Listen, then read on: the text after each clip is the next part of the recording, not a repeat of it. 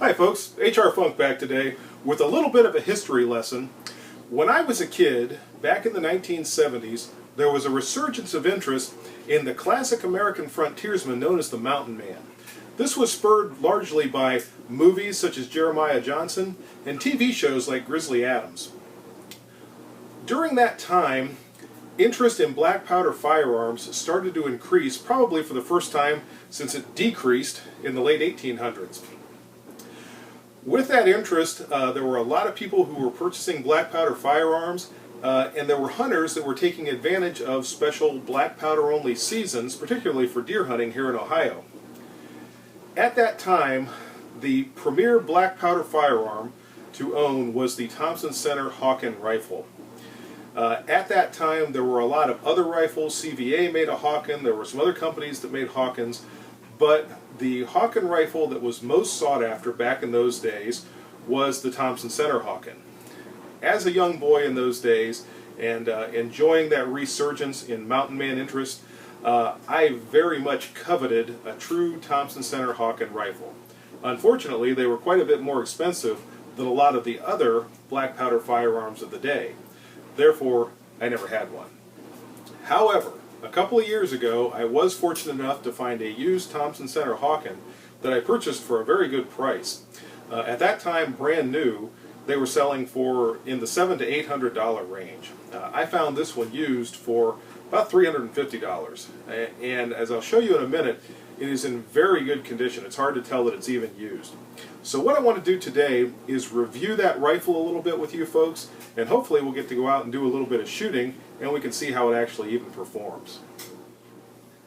The first thing I should probably tell you about the Thompson Hawken rifle is that it's not an authentic duplicate of the original rifles made by the Hawken brothers in St. Louis back in the early 1800s. It should probably be thought of as a Hawken style rifle in the fact that it is a half stock rifle as opposed to a full stock like a Kentucky rifle. And also, although it has similar metalwork to the rifles produced by the Hawken brothers, typically the metal on their rifles was iron, whereas on the Thompson rifle, that metalwork is brass. Now that being said, I like the looks of the brass, particularly on this wood. And when you look at the wood on the Thompson Hawken, it is very, very nice. I've never seen a Thompson Hawken rifle that had poor quality wood on it. And you can see by looking at this one that the wood is very nice. The brass furniture, I also think, is very handsome, all the way out to the thimbles for the ramrod underneath the barrel, back to the butt plate. All of this very, very nice, and again you can see the finish on the wood as the light plays off of it in different ways. You can see the way the wood is contoured on both sides. There's also a cheek swell on this side of the rifle. Another difference between this and the true Hawken rifles, the Hawken brothers rifles, is the length of the barrel. The Thompson Hawken rifle has a 28-inch barrel. The originals were usually 30 inches or longer, so it is a shorter rifle than the true Hawkens, or the original Hawkens, maybe I should say. However, the 28-inch barrel, I think, makes it a little bit more handy. That's a little quicker to get to your shoulder and to get on point, or on target rather, when you're shooting. So I actually like the slightly shorter barrel. One thing about the Thompson Hawkens that I have seen talked about different times in online forums is the rifling twist rate. This rifle has a 1 in 48-inch twist. Now, what Thompson did was try to come up with a compromise that would allow people who wanted to shoot patched round balls or people who wanted to shoot conical bullets to have a rifling twist rate that would accommodate either one, which this does. For the absolute best accuracy with round balls, you need a slower twist rate, something on the lines of a 1 in 60. For conical bullets, you need, for best accuracy, a faster twist rate, somewhere down around 1 in 28 or 1 in 30. However, if you want to shoot either or, this is a pretty good compromise, and we'll see when we get out to the range that it is not, by modern standards, a tack driver, but it is reasonably accurate for anything that you want to do, such as hunting or target shooting with this particular kind of rifle. Also, with the barrel, you'll notice it's octagonal, which I think looks very good on this type of a rifle. It just harkens back to the days when machining wasn't quite to the level that it is these days, and it was easier to have a barrel with an octagonal shape than it was to put it on a lathe and try to round it. I think it looks very good. The wood to metal fit, if you look at how the stock meets with the brass, you'll also notice is very good on the Thompson Center rifle. The inlay is all done very well. The patch box at the rear of the stock almost looks like it was grown there when it was part of the tree. It fits very, very nicely into there. The Thompson Centers were very, very nicely made rifles. Unfortunately, one of the casualties of Smith & Wesson purchasing Thompson Center a few years back was this particular rifle was discontinued. So unfortunately, if you're looking for a true Thompson Center Hawken these days, it's going to be a used proposition as opposed to being able to buy one brand new. That being said, there are many of these that were produced over the years, and they were produced in various different calibers. So finding one used is not that difficult. Finding one used that somebody wants to part with, well, that's another matter entirely. I got lucky. Hopefully, if you're looking for one, you will too. Another thing I'd like to mention, if we look at the lock on this rifle, notice the case hardening. In this light, it's a little harder to see, but this is another nice touch with the Thompson Center rifles. Also notice the double set triggers. This is something, when you shoot this rifle, it is extremely impressive. If you're not familiar with double set triggers, the rear trigger does not fire the rifle. All it does is set the front trigger. Now I could fire it with a long pull on the front trigger if I wanted to, and it would fire. If I use the set trigger, this now sets the front trigger to a very, very light pull weight. It is extremely light. In fact, it got away from me. I tried to catch it there. This trigger, once it is set, is amazing. It's probably the best trigger on any firearm, any of my rifles. New ones, older ones, bolt actions. That trigger is absolutely the best. Now the lock time, since I have to wait for the hammer to actually fall and strike the cap, is another matter. But as far as just the trigger release, it is truly impressive, and that's one of the best features of this rifle. You'll also notice that I replaced the sight. Normally, the rear sight of the rifle is here on the barrel, and it's a typical buckhorn style sight, which I'll show you in a moment. I removed that. I replaced it with an aperture sight on the tang. This is nice because it gives me a longer sight radius and also a better sight picture. One of the things I don't like about the buckhorn style sights is it covers up the bottom portion of your target. Whereas when you look through an aperture sight, you can see much more of your target other than the part that's covered by the front sight. The front sight on this is a bead style sight, which you'll notice by looking at the profile there. Or actually, that's not the profile, but looking straight at it. You can see the bead, and you can see how it's recessed underneath the bead, which also prevents that from blocking a portion of your target. So you've got that small bead right in the center of your target, again to help give you a nice fine sight picture with this rear aperture sight. This is the rifle's original rear sight. There's nothing particularly wrong with it, especially for a hunting application. But as I said, for my purposes, I do prefer the aperture sight. You can see the original sight is fully adjustable for elevation and windage. So it does have that going for it. But again, for me, and one of the things I like about the aperture sight, quite frankly, is it's similar to my more modern rifles, my ARs, my M1 rifles like that.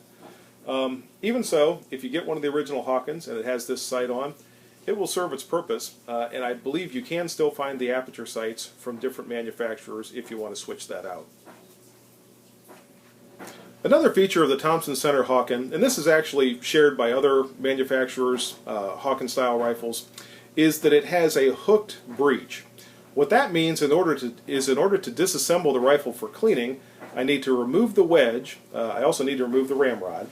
Once I do that, I can lift the rifle out of the stock for cleaning. That makes it a little bit easier than having to install and remove the tang screws every single time that I take the rifle apart and put it back together.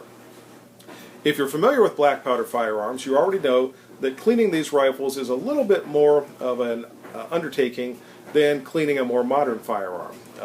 Easiest way to clean something like this is with soap and water, and you can put your barrel down into the soap and water, run a cleaning rod up and down the inside of the barrel to remove all the fouling. It is important to make sure that you heat the barrel. The easiest way to do that is with extremely hot water. Once you've finished cleaning it, you can pour that scalding water down in through. Obviously you have to have a heavy glove or something to hold onto the barrel because it will get quite hot. But the purpose of that then is to evaporate all of the water inside very quickly so your barrel doesn't rust. Obviously the last step is to coat the inside of the bore with some sort of preservative to keep it from rusting when it goes into storage. So that's enough said about the Thompson Center Hawken. Let's go out to the range and do a little bit of shooting and see how it does. Hi folks. It took me a few days to get the right time and weather to be able to get out to the range and finish this video, but I finally have both, and here I am. I'm going to do some shooting with the Thompson Center Hawken rifle, and we'll see how it does. Before I start shooting, I want to tell you a little bit about what kind of shooting I'm going to be doing and how I'm going to be going about it. Before I do any shooting at all, I'm going to patch the bore of my rifle. The reason I'm going to do that is right now there's preservative in the bore. I want to take that out to hopefully keep it from affecting that first shot and causing it to go wide of the rest of my group. I'm going to be shooting at 50 yards to begin with.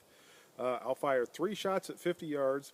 Then my plan is to back off and try to get a 100-yard shot just to see how the point of impact is going to vary with that increasing distance. I will be cleaning my bore between each shot. I'm not going to have the video running and have you people sit there and watch me. I might show it the first time so you can see what I'm doing, but after that I won't run the video while I'm doing that part of it. But I'll fire my 3-shot group at 50 yards each time with a clean bore. Then we'll back off to 100 yards and we'll take a look at things then and see how the rifle performs. Okay, as I said, the first thing I'm going to do is patch this bore to try to remove any of the preservative that's down in there, or any excess preservative that's down in there. By the way, this is a range rod. Your ramrod that comes with the rifle will work fine for cleaning and loading in the field, but when you're working on the range, this makes your life a lot easier. And you don't have to worry about breaking one of these or anything else. But I've already got a jag on the end of it. I'm just going to position that there and run it down into the bore and clean out all or any preservative that may be down in there. I'm going to flip it over, run it back down in again.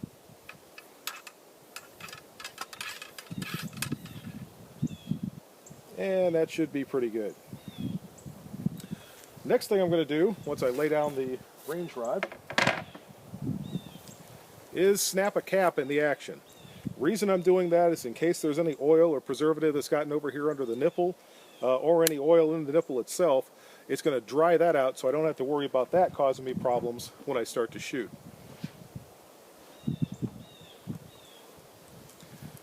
This is an inline capper. This will make your life a little bit easier when you're working with one of these rifles to get the cap on the nipple. And there it is.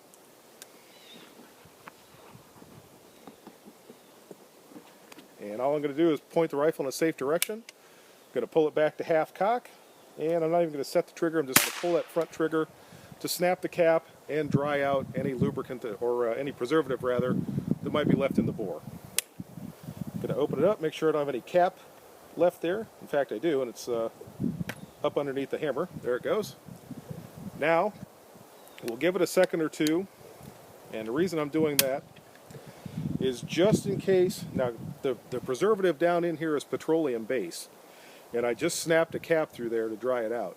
You know, if any of that oil essentially might have a little bit of burning ember or a little bit of burning oil down in there, I want to give that time to go out before I start to put powder down in the bore.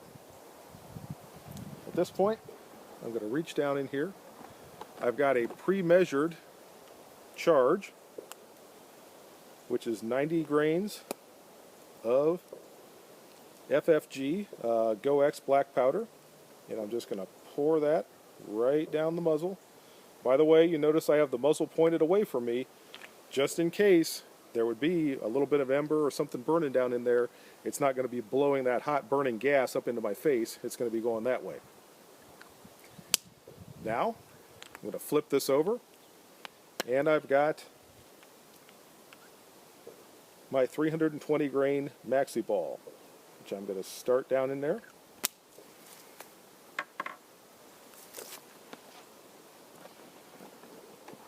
This device will also make your life a little bit easier. It's a ball starter. It has a small portion right here just to get your, in this case, bullet started down the bore. Then I'm going to use the long part, drive it down in there a little bit farther.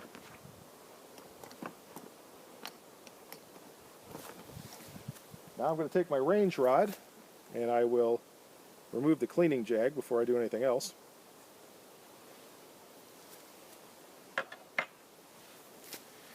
And I'm going to drive that bullet all the way down the bore. Just like that, all the way to the bottom so it's seated on top of the powder.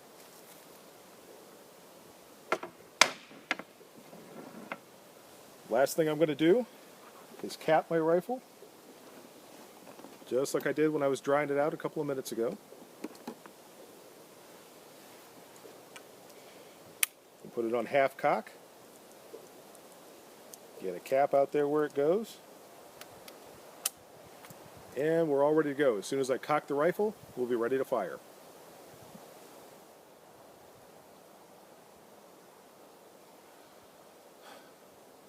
Okay, we're all lined up and ready to try a shot. Here we go. Shot number one, 90 grains of double F powder and a 320 grain maxi ball.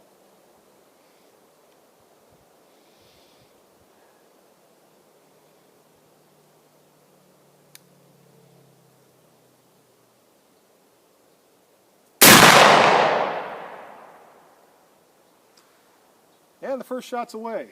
I'm going to go ahead and clean the bore quick, reload it, and we'll try shot number two.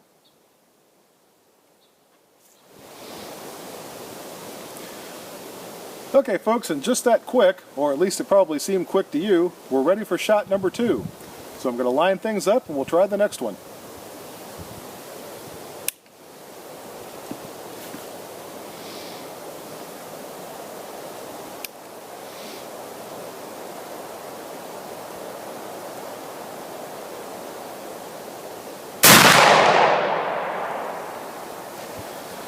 And shot number two is away. I'm going to clean the bore again, and we'll try shot number three.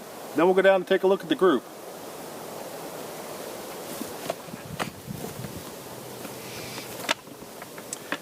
And another quick clean and reload, and we're ready for shot number three.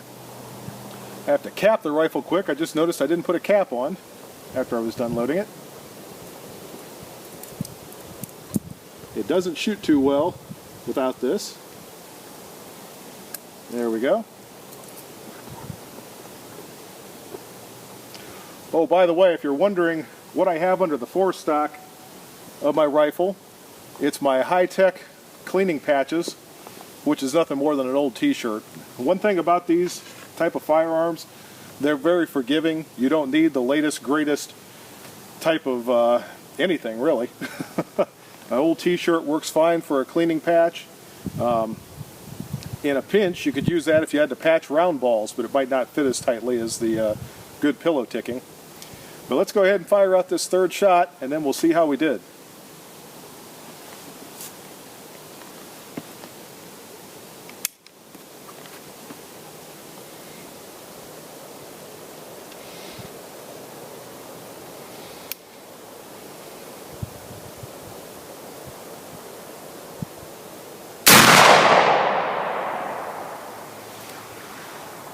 And there's shot number three. They all three felt pretty good. They looked pretty good when they broke. Again, this rifle has a tremendous trigger. Just amazing. When you set that rear trigger, basically as soon as I decide to start to apply a trigger press, this rifle fires. It's almost scary how light that trigger is. So I have to make sure that I am on target and ready to go when I set that trigger.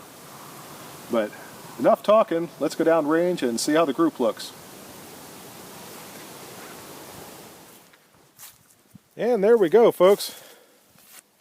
3 shots from a rifle design that first saw the light of day in the 1820s. And at 50 yards, they went into, it's kind of hard to see, the marks are worn off my tape measure. Right about 2 inches. Just shy of 2 inches at 50 yards. This first shot, by the way, that trigger caught me a little off guard. These were the second 2. They were much better shots. If I'd have been a little better on the trigger or on the rifle with that first shot, this group would have probably been even tighter. I'm going to go ahead, back off to 100 yards. I think I'm going to give myself a little bit of a sight adjustment too. Try to bring myself over to the middle. And we'll see what this looks like with a shot from 100 yards. Welcome to the 100-yard line, folks. I'm going to try one shot from back here. I did make an adjustment to my rear sight to try to move the windage a little bit more over to the left and try to bring the shot right into the middle windage-wise. The trajectory back here is probably going to be a little different, a little higher or lower than we saw at 50 yards. But windage-wise, we should be pretty close. Now, even as I say that, though, I have to make a comment. This rear sight is not a precision micrometer click adjustment, so many clicks for every however many minutes of angle. You kind of have to make a guesstimation when you adjust it and hope for the best. So that's exactly what I did. We'll see when we get down there and take a look at the target how close I was.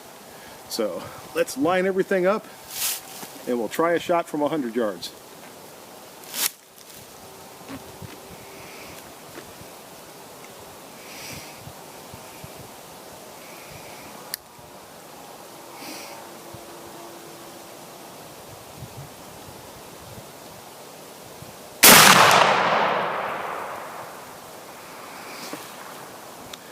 One other comment that I'll make from back here, the bead on my front sight covers up the entire black portion of my target that I'm aiming at. So along with a little bit of a guesstimation on the rear sight adjustment, there's a little bit of a guesstimation on where to hold the front sight. But let's go down and see where that shot hit. Okay, I think my windage adjustment was pretty good. If we bring this straight up, I'm into the 10 ring with that. We can see that my shot is hitting about 2, maybe 2.5 inches low at 100 yards. So if I'm firing at that distance, I need to hold over a little bit. I'm kind of curious. I'm going to go back and load up 2 more shots and fire them down here just to see what a 100-yard group out of that rifle looks like. Here goes shot number 2 from 100 yards with this rifle. Let's line it up. Cock the hammer, set the trigger.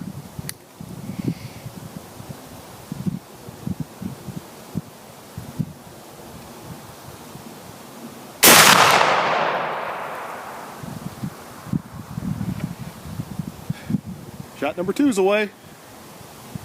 It's actually shot number, what, 5 for this day of shooting. And I've been out here for probably a good hour. You do not get in a hurry when you're shooting these kind of rifles.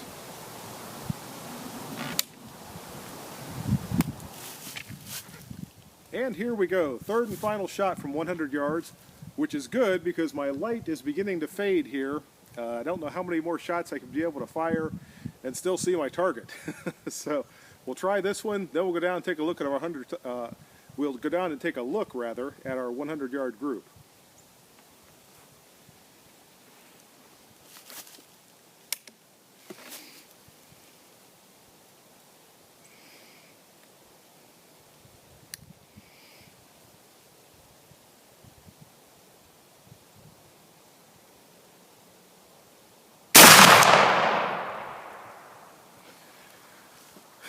And shot number 3 is away. Let's go see where those 3 landed. And here we are. And I have to admit, I snuck down here between shots to see what they were looking like. This was shot number 1, you might remember. This was shot number 2, almost touching, so I was really hoping to keep shot number 3 in there, but it wandered off on its own just a little, and there could be a bit of shooter error in here. Like I said, that front sight covers up this entire black portion of the target, so I have to guesstimate my hold just a little bit. But even so, we've got about a 4-inch group there. In fact, 4 inches pretty much right on the money at 100 yards. If I'm shooting at a deer, I know to raise it up about the top of the shoulder, or maybe just a hair higher. That would put him right on target at 100 yards. And again, there's our 3-shot 50-yard group. It looks like I solved that windage problem. And overall, I'm pretty happy with my 6 shots out of the Thompson Center Hawken. And there you have it, folks. That's my video review of the Thompson Center Hawken rifle. As I said previously, these are no longer manufactured, unfortunately. There are a lot of them out there on the used market, so you may well be able to find one if you're looking for one. I can tell you, though, this one's not for sale. I do enjoy these rifles. If you like modern inline muzzleloaders, or you don't like muzzleloaders at all, you prefer modern-day firearms, cartridge firing, rifles and pistols and such, that's fine with me, but I can tell you these are a lot of fun. There's something about them. There's a character. Maybe shooting with one of these or hunting with one of these is a little bit like going hunting with your great-great-grandfather. How's that sound for some nostalgia? But in any regard, I hope you enjoyed the video. If you have any questions or comments, please feel free to leave them. And until next time, good shooting. Bye-bye.